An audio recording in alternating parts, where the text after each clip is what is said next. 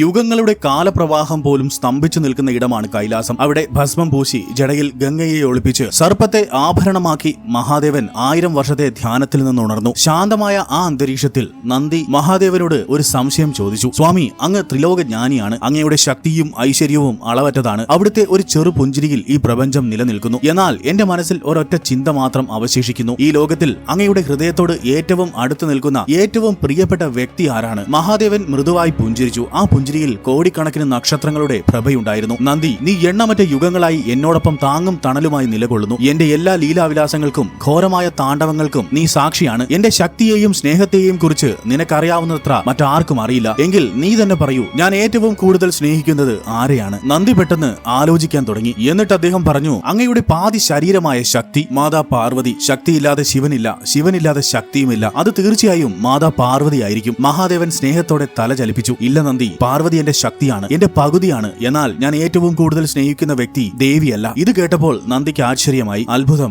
എങ്കിൽ പിന്നെ അത് കാർത്തികേയനായിരിക്കും. അങ്ങയുടെ ഇളയ പുത്രൻ. അങ്ങയുടെ അറിവിനെ പോലും പരീക്ഷിച്ച അദ്ദേഹത്തിന്റെ ഭക്തി അത്ര വലുതാണ്. മഹാദേവൻ വീണ്ടും പുഞ്ചിരിച്ചു. അവനുമല്ല നന്ദി, എന്റെ മകൻ എന്റെ അറിവാണ്, എന്റെ ധൈര്യമാണ്. പക്ഷേ എന്റെ പുത്രൻ കാർത്തികേയനല്ല. ഒരു നിമിഷം പോലും വൈകാതെ നന്ദിയുടെ അടുത്ത മറുപടി, അങ്ങനെയെങ്കിൽ മാതാപിതാക്കൾ തന്നെയാണ് എന്റെ ലോകമെന്ന് പ്രഖ്യാപിച്ച അങ്ങയെയും മാതാ പാർവതിയെയും പ്രദക്ഷിണം ചെയ്ത് ഗണേശനായിരിക്കും. വിഘ്നേശ്വരനായ അദ്ദേഹം എല്ലാ തുടക്കങ്ങൾക്കും മുൻപ് പൂജിക്കേണ്ട വിഘ്നേശ്വരൻ. മഹാദേവൻ പുഞ്ചിരിച്ചുകൊണ്ട് പറഞ്ഞു, ഇല്ല നന്ദി, പുത്രൻ ഗണേശനുമല്ല. ഗണപതി എന്റെ ബുദ്ധിയാണ്, എന്റെ പ്രാരംഭമാണ്. പക്ഷേ അവനുമല്ല ഞാൻ ഏറ്റവും കൂടുതൽ സ്നേഹിക്കുന്നത്. നന്ദി ആകെ ആശയക്കുഴപ്പത്തിലായി. കൈലാസത്തിലെ ഏറ്റവും അടുത്ത ബന്ധുക്കൾ പോലും ആ പട്ടികയിൽ വരുന്നില്ലെങ്കിൽ പിന്നെ ആരാണ്? നന്ദി വീണ്ടും വിനയത്തോടെ എന്നാൽ ആകാംക്ഷയോടെ ചോദിച്ചു, സ്വാമി, അവരാരുമല്ലെങ്കിൽ അത് ഞാനാണോ? അങ്ങയുടെ കഴുത്തിലെ വാസുകി സർപ്പമാണോ? അതോ അങ്ങയുടെ തിരുമുടിയിലെ ഗംഗാദേവിയാണോ? മഹാദേവന്റെ മുഖത്ത് ഒരു നേർത്ത ചിരി വിടർന്നു. ഇല്ല നന്ദി, നിങ്ങൾ ആരുമല്ല. നിന്റെ സേവനം എനിക്ക് വിലപ്പെട്ടതാണ്. വാസുകി എന്റെ അലങ്കാരമാണ്, ഗംഗ എന്റെ പവിത്രതയാണ്. പക്ഷേ നിങ്ങൾ ഓരോരുത്തരും എന്റെ ജീവിതത്തിന്റെ ഭാഗമാണെങ്കിലും ഞാൻ ഏറ്റവും അധികം പ്രിയം നൽകുന്നത്